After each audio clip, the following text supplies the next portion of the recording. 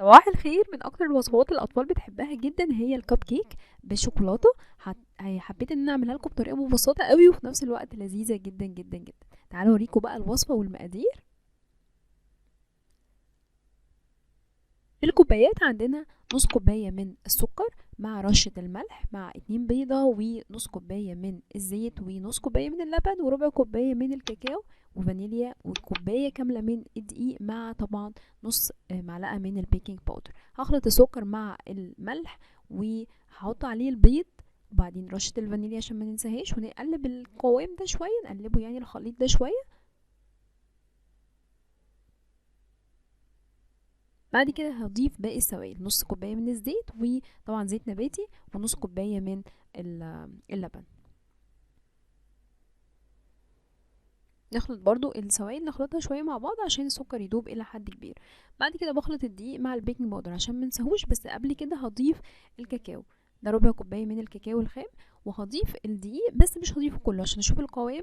زي ما قلت لكم دايما الدقيق بيختلف، هنشوف الاول القوام وبعدين نضيف باقي المقادير.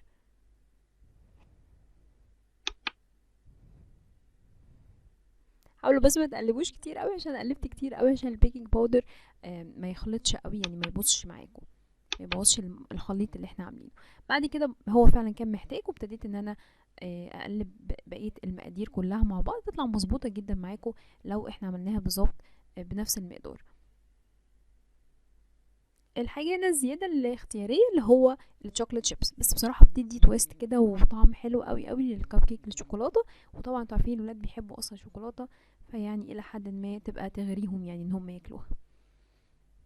ببتدي ان انا اشوف الخليط كله كده مع بعضه وادي طبعا ده قوامه، واخلط بس لو في دقيقه او اي حاجه على الاطراف.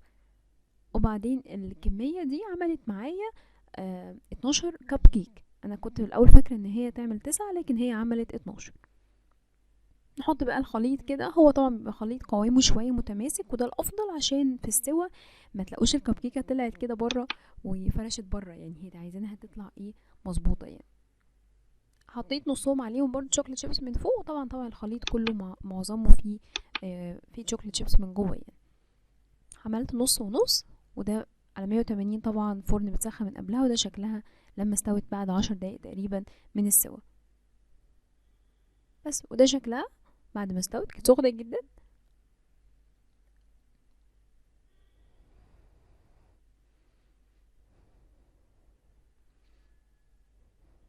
حطها على الستاند وبعدين تبرد شويه.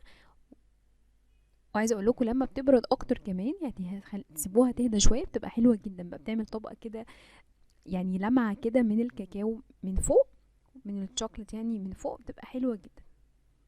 بس كده اشوفكم على خير فيديو جديد، وما تنسوش تشتركوا في القناه من امومه بتكبر بيكم دايما. اشوفكم على خير فيديو جديد. باي باي.